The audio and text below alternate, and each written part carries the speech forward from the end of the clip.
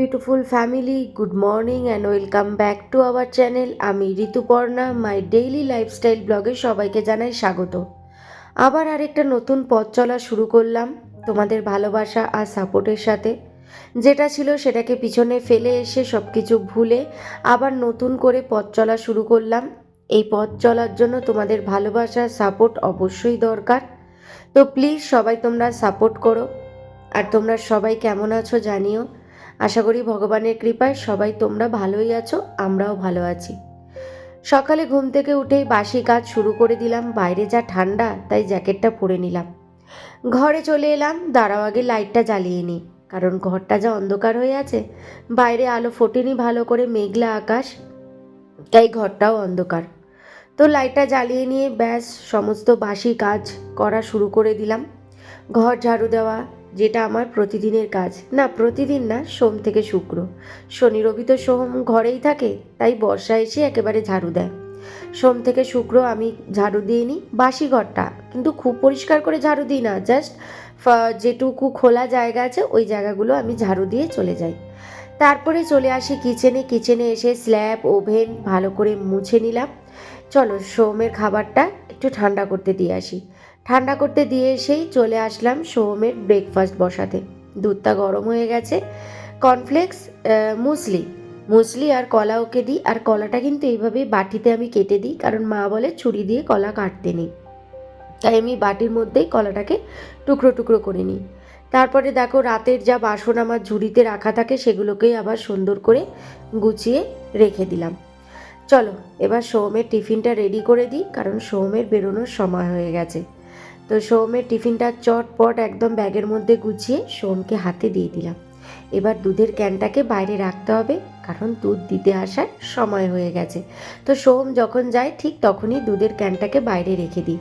তারপরে চলে আসলাম বাসনগুলো ধুতে। যে বাসনগুলো আমি ইউজ করব সেগুলো প্রতিদিনই আমি এইভাবে ধুয়ে নিই। আর ঝুড়িতে যে চামচ হাতা খুন্তি থাকে সেগুলোকেও ধুয়েই আমি ইউজ করি, সারা রাত বাইরে পড়ে থাকে তো তাই। তো সোহমের ব্রেকফাস্টের বাসনটা, তারপর ওই টিফিন বক্সটা, ওগুলো ধুয়ে নিলাম। তো সোহমও বেরিয়ে গেল। আমার মোটামুটি রান্নাঘরের এই টুকটাক যা কাজ ওগুলো তো সব হয়ে গেছে। এবার শ্রিয়ান ঘুম থেকে উঠলে শ্রিয়ানের জন্য ব্রেকফাস্ট করব। তবে হ্যাঁ, শ্রিয়ান স্কুলে যাচ্ছে না বলে একটু মানে টাইমটা আমি পাচ্ছি, একটু রিল্যাক্সে কাজ করছি। নাহলে কিন্তু এই সময়টা কথা বলা কিন্তু ভীষণ চাপে, কারণ সোহম বেরিয়ে যাওয়ার সাথে সাথে আমি শ্রিয়ানের ব্রেকফাস্ট বসিয়ে দিই। তারপর শ্রিয়ানকে ঘুম থেকে তুলে মাঝে মাঝে শ্রিয়ান নিজেই ব্রাশ করে, নাহলে আমি ব্রাশ করাই। দেন আবার ওকে খাওয়াতে হয়, তারপরে ওর স্কুলে টিফিন বানাতে হয়, দেন ওকে স্কুলে দিয়ে আসতে হয়, ওকে আবার স্কুলে রেডি করিয়ে তারপর স্কুলে দিয়ে আসতে হয়। তো অনেকটাই কিন্তু চাপের মধ্যে থাকি। কিন্তু যেহেতু শ্রিয়ান এখন স্কুলে যাচ্ছে না, তাই এই সময়টা একটু রিল্যাক্সে আছি, কারণ শ্রিয়ান ঘুম থেকে উঠবে, তারপরে ওর ব্রেকফাস্টটা বানাবো। শ্রিয়ানের শুরু হয়ে গেছে, দেখেছো গাড়ি খেলা। দেখো কি বলবো, ইঞ্জিন নিয়ে নেমে পড়েছেন উনি গাড়ি খেলতে।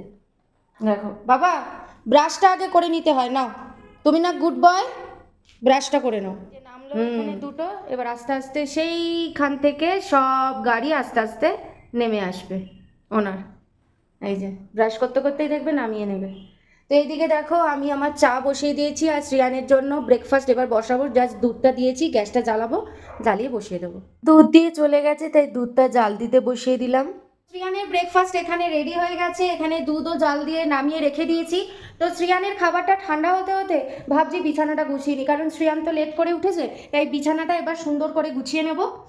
বিছানাটা না গোছানো হলে না সত্যি মানে মনে হয় না যে ঘরটা পরিষ্কার পরিষ্কার, মনে হয় যেন অগোছালো হয়ে আছে পুরো।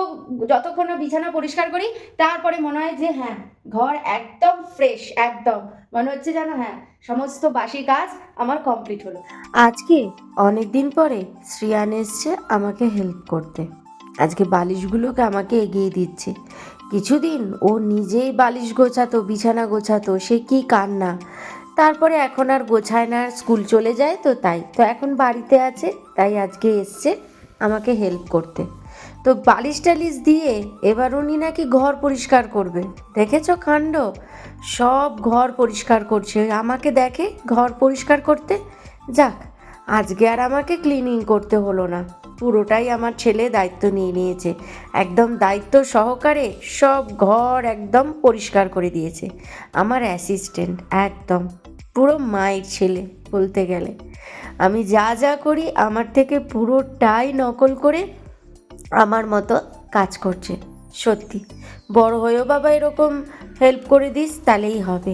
বড় হয়ে যেন আবার ভুলে যাস এগুলো, এটাই ওকে বলছিলাম। তো দেখো কি সুন্দর, এত মজা লাগছিল না ওকে দেখতে, তাই একটু ভিডিও করে রাখলাম যাতে তোমাদের সাথেও কিছুটা শেয়ার করতে পারি। কীরকম পরিষ্কার করছে দেখেছো?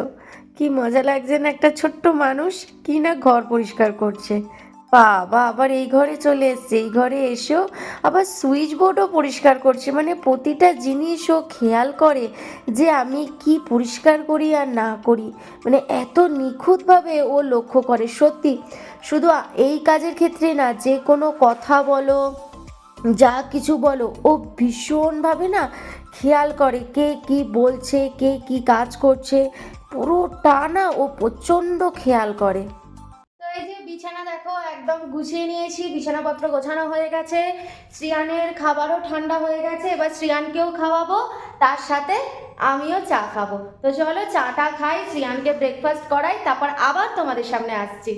আর শ্রিয়ানকে দেখেছো কত কাজ করে আমার, দেখো ও হচ্ছে আমার হেল্পার, তাই না?